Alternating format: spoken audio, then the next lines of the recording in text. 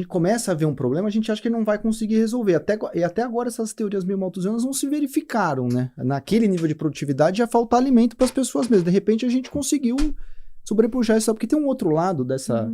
E eu reconheço, pô, tem uma série de problemas ainda, você elencou alguns deles aqui, tem vários, mas pô, você vai ler o Steven Pinker, lá, o Novo Iluminismo, a coluna do Marcos Lisboa ontem na Folha.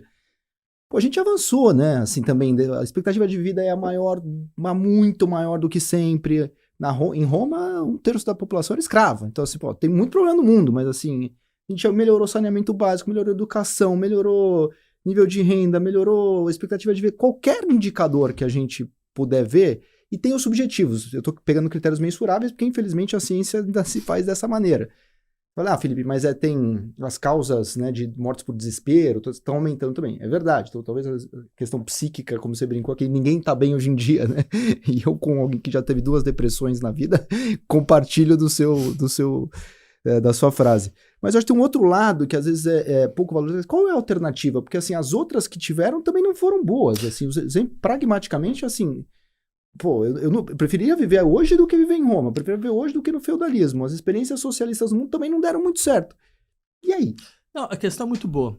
Eu acho que você colocou muito bem a questão. Até porque eu discordo.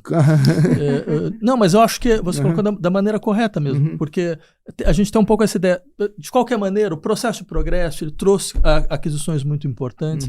São aquisições que nos colocaram num nível de vida que nós não tínhamos anteriormente. Então, por mais que ele seja, digamos assim, contraditório, ele precisa ser preservado. Não dá para você fazer uma crítica integral à ideia do progresso. E esse progresso ele tem uma marca, ele é um progresso que foi feito dentro das sociedades liberais, que escolheram o sistema capitalista como seu processo de produção, então não pode ser tão ruim assim. Né? Até porque nosso desenvolvimento tecnológico, ele joga a nosso favor.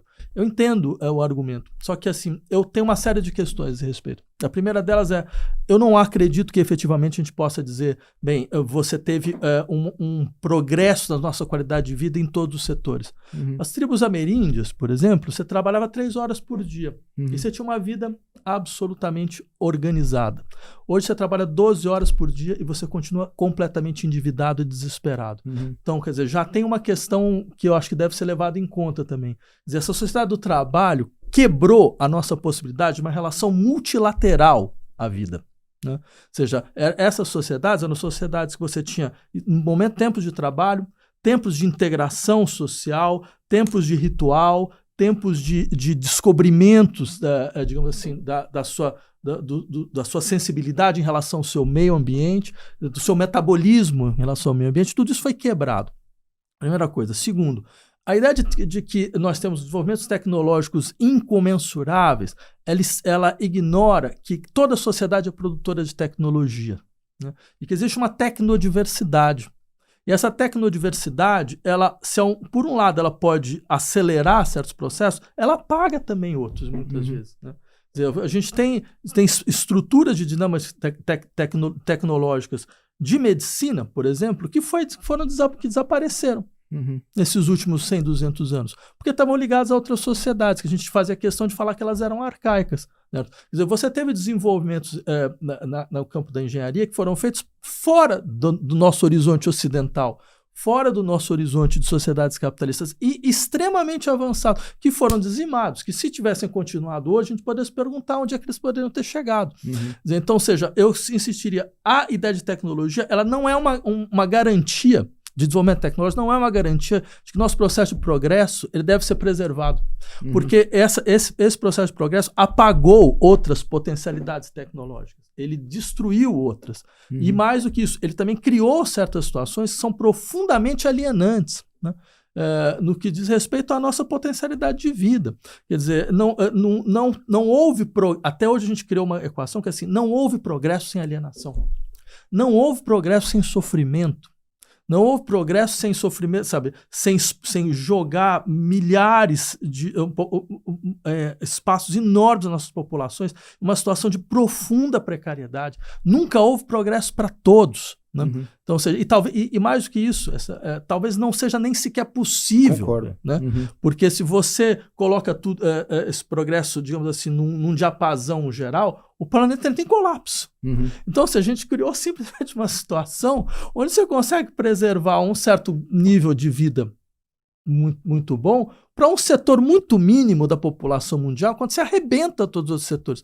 Bem, para os 300 milhões de europeus que conseguiram chegar em um padrão mais ou menos de vida que está longe de ser um padrão bom, porque todos eles estão absolutamente desesperados com a sua situação de trabalho, tendo que trabalhar de maneira cada vez mais brutalizada, dentro de uma dinâmica que você não consegue, essa ideia de emancipação, que era o clássico do século XIX, o enriquecimento da sensibilidade.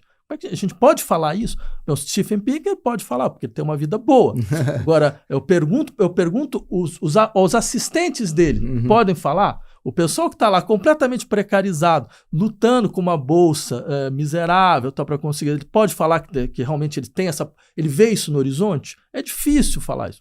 Então eu diria, para esses 300 milhões, você jogou, 250 milhões de bengalis, certo? 1 bilhão e 200 milhões de hindus numa situação de profunda miséria, né?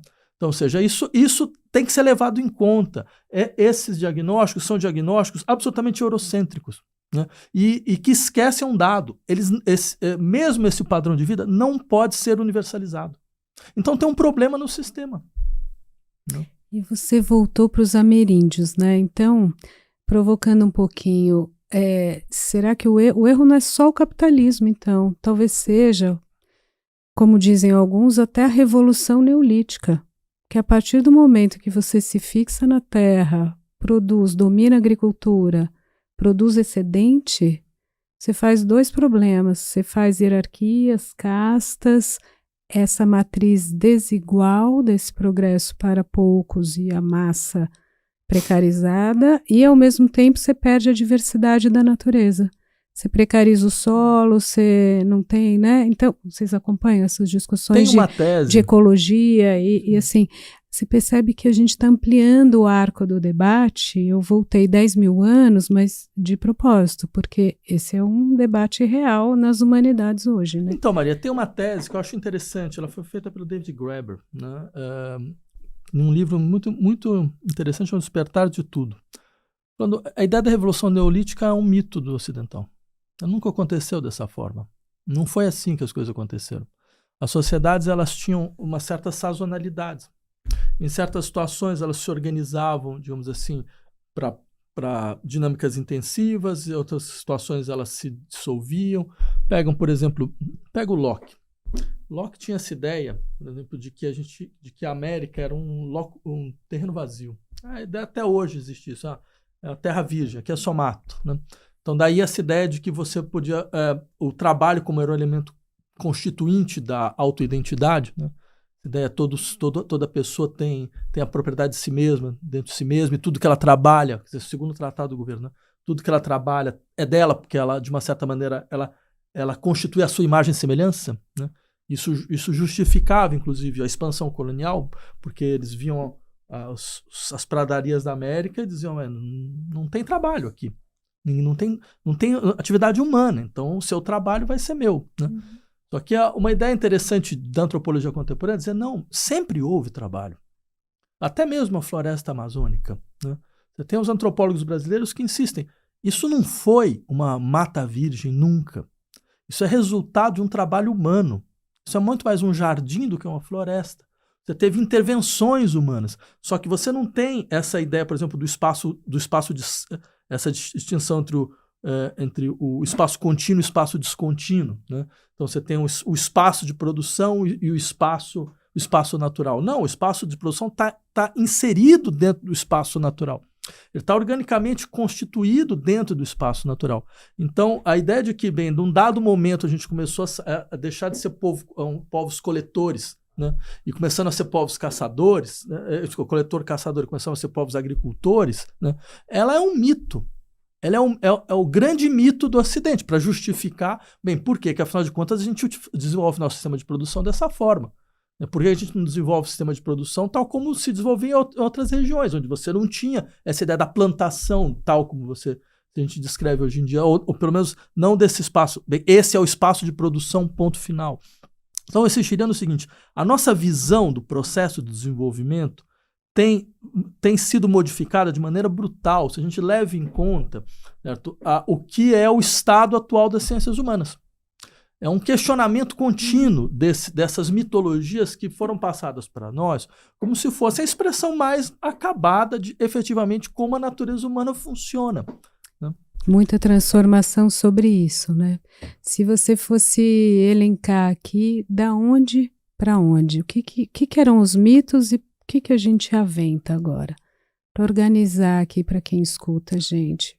Nesse debate, eu estou te acompanhando, mas vamos, né? Acho que vale muito a pena, porque isso é o principal. Eu ando falando disso. A gente está numa transição de paradigma. Então tem que ter a coragem também de desvestir aquilo que são os sustentáculos do nosso pensamento, que também funcionam como amarras, mas dá medo de largar, porque a gente sempre organizou o mundo direitinho, né?